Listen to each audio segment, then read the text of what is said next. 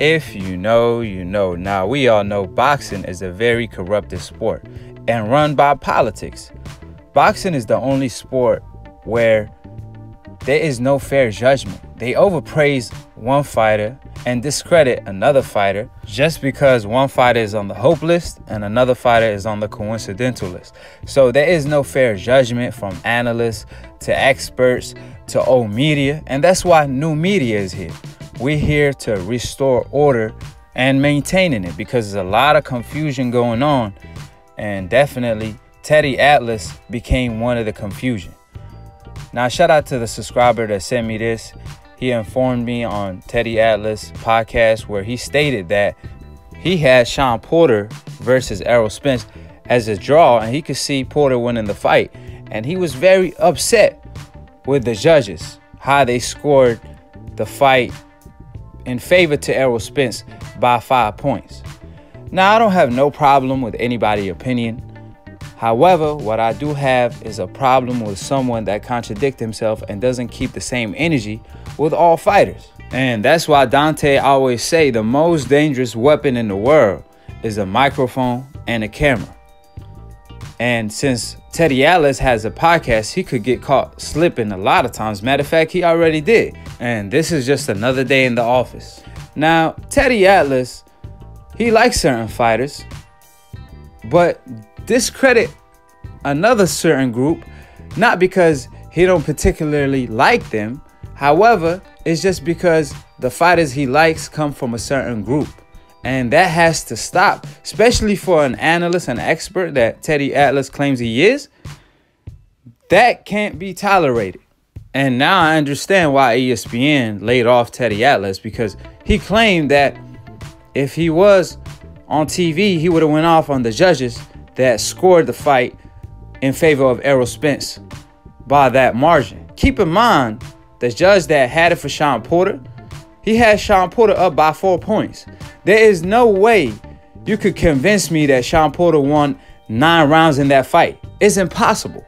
I gave Shawn Porter 4 rounds max. If you give him a 5th round, you is pushing it.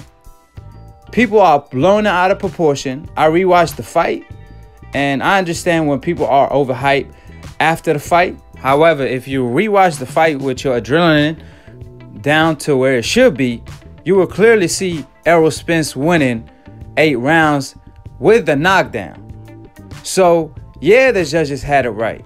Just because one judge had it in favor of Shawn Porter doesn't mean Shawn Porter won the fight or it was a draw. That's like saying Floyd Mayweather versus Canelo was a draw because one judge had it that way. So it doesn't add up. And when Teddy Atlas was talking about the Lomachenko versus Campbell fight, you would think he would critique Lomachenko because he praised him so high. What is this standards we holding fighters to? Is it a Floyd Mayweather? But Teddy Atlas would tell you it's a Lomachenko, right? Now keep in mind, Luke Campbell is not half of the fighter that Porter is. He is not a 2-time world champion. Matter of fact, he lost his first world title fight against Linares and got dropped in that fight, and he was ranked number 5 in the division. So he fought Lomachenko for a vacant belt. Unheard of for a champion to get a shot at a vacant belt when he's a 2-time world champion at that division.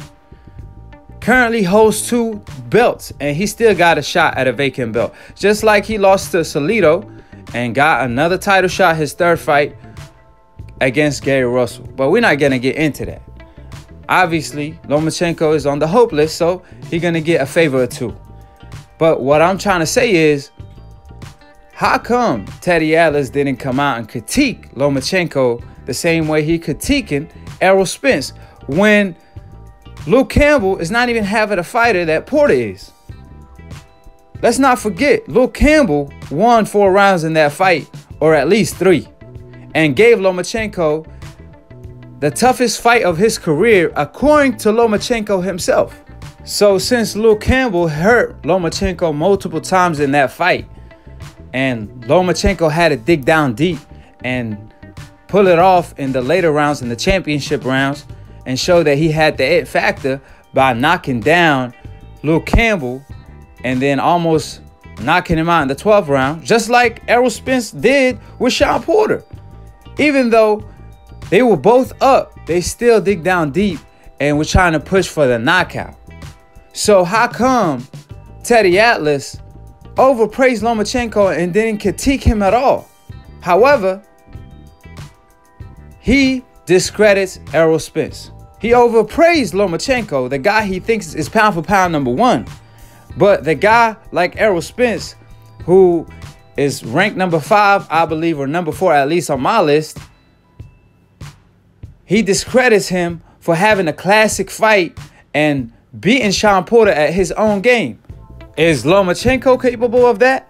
Because when he fought a Mexican-style type of fighter like Salido, he didn't even want to give the same guy a rematch. But he wanted to give the guy who beat him in the amateur a couple rematches. But the guy who beat him in the pros, Salido, he didn't want to give that guy a rematch. So what is we talking about here? How come Teddy Atlas overpraised Lomachenko and doesn't critique him at all, but on the same breath, he critiques Errol Spence and state that, oh, well, you know, Errol, I thought it was a draw, you know. And keep in mind, people only say that and praise Shawn Porter is because they want to discredit Errol Spence. They only praise Shawn Porter, not because they Shawn Porter fans. All these people in the comment section, it's just because they want to discredit Errol Spence. It's like the lesser of two evil. That's how they looking at it. And Teddy Atlas is looking to do the same thing. Because keep in mind, he likes to put Lomachenko pound for pound #1, even though that's Terrence Crawford. So Errol Spence, Terrence Crawford, and Lomachenko is in a rivalry situation right now. That being said, he wants to credit Lomachenko as much as he can and discredit Errol Spence any chance he gets. And best believe it, if Terrence ever slips and doesn't look dominant, oh, Teddy Atlas is coming for him. And Teddy Atlas lost all credibility, or most of it, when he told both Terrence Crawford and Andre Ward to their face after Andre Ward knocked out Kovalev and after Terrence became undisputed at 140, something that Lomachenko is trying to do till this day. Terrence already did it years ago, right? And Teddy Atlas had the gut to say and the audacity to tell both Andre Ward and Terrence Crawford after Floyd Mayweather retired that they not competing with themselves to be pound for pound #1. They competing with Lomachenko when Andre Ward was clearly pound for pound #1. And Lomachenko at the time had 8 fights or 9 fights and was like 4 fights or 5 fights removed from a loss to Salido, and he didn't want to give that same guy the rematch. So that's just me pointing out the politics that's going on in the sport of boxing and how certain fighters are overpraised and another group of fighters is discredited, even if they having a classic fight. And that's what they claiming they want to see, is a Barrera Morales type of fight, a Lee Frazier type of fight, Sugar Ray Leonard versus Duran type of fight. And that's what Shawn Porter and Errol Spence brought to the table. The only difference is, unlike Sugar Ray Leonard, Errol Spence pulled off the victory in a dogfight. And he didn't let the moment get to him. And like I said, that's to Errol credit. Obviously, Shawn Porter ain't no Duran, but he the closest thing to him at the welterweight division today. That being said, instead of praising Errol Spence for seeing a classic fight, and he could have possibly made it easier if he chose to box, but he stuck to his word and made it a dogfight and still pulled it off. So like I stated time and time again, Teddy lost all credibility when he told Andre Ward and Terrence Crawford that Lomachenko is pound for pound #1 because he's Lomachenko. And that's exactly what Timothy Bradley told Andre Ward a couple years later, while Lomachenko is pound for pound #1 over Terrence Crawford before the Luke Campbell fight. And I made a whole video on that.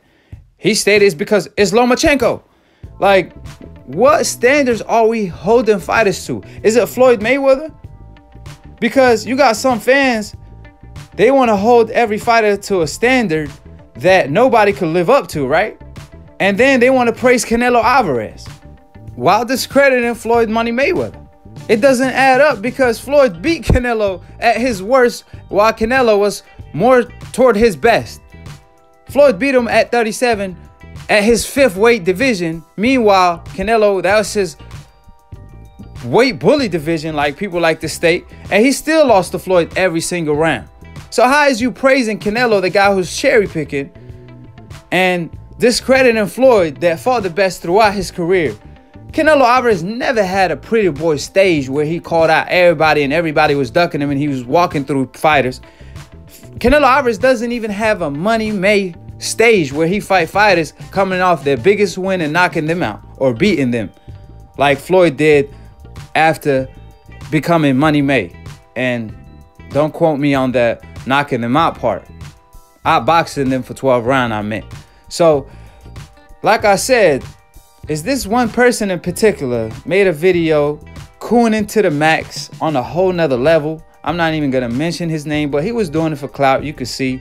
But it's some sucker shit, because it's so disappointing to see, because you got this guy discrediting his own people, calling Errol Spence a weight bully.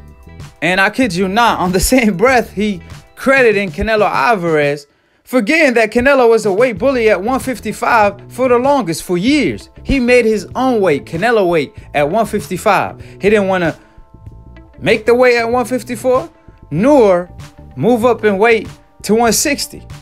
So how is you praising Canelo Alvarez for fighting Kovalev, a washed version of Kovalev, and ducking Charlo and Andre in the meantime, but discrediting Errol Spence in the process, a guy that's catching up with Canelo Alvarez, even though he started his pro career way later than Canelo Alvarez did? And that's the most disgusting, dishonoring, and coonery on a whole nother level that I never seen before. I never respect anybody that discredit his own people to praise another group for clout. Because you know how easily you could counter everything a dumb person like that say? Errol Spence fought Kell Brook his first world title fight and beat Kell Brook in his own hometown in front of 30,000 people. Meanwhile, Canelo Alvarez fought for a vacant belt at 154 against the 147-pounder Ricky Hatton. Brother, are you freaking kidding me? It's no comparison. Errol Spence dominated Kell Brook and everyone after that to Shawn Porter fight, and that's a classic fight that he won. Meanwhile, Canelo Alvarez, first real fight with Trout, people forget that wasn't a classic fight. And last time I recall, it was a knockdown that separated Canelo Alvarez from Trout. It was the knockdown that gave Canelo Alvarez the win, and one judge had it every round for Canelo Alvarez. Can you believe that? It was an open scoring, and Trout had to fight out of his character because he was down on the scorecard. He went from a boxer to an aggressive fighter, and obviously he didn't have power. So that being said, Canelo in the later rounds was throwing like 2 punches around and managed to win the fight by a landslide. Keep in mind, that was his first step-up fight, and he got the Floyd Mayweather fight after that and got schooled. So that being said, how is you overpraising Canelo and discrediting Errol Spence? And I say all that just to point out the coonery that's going around in the sport of boxing and how corrupted the sport of boxing is. How mentally weak a lot of YouTubers are.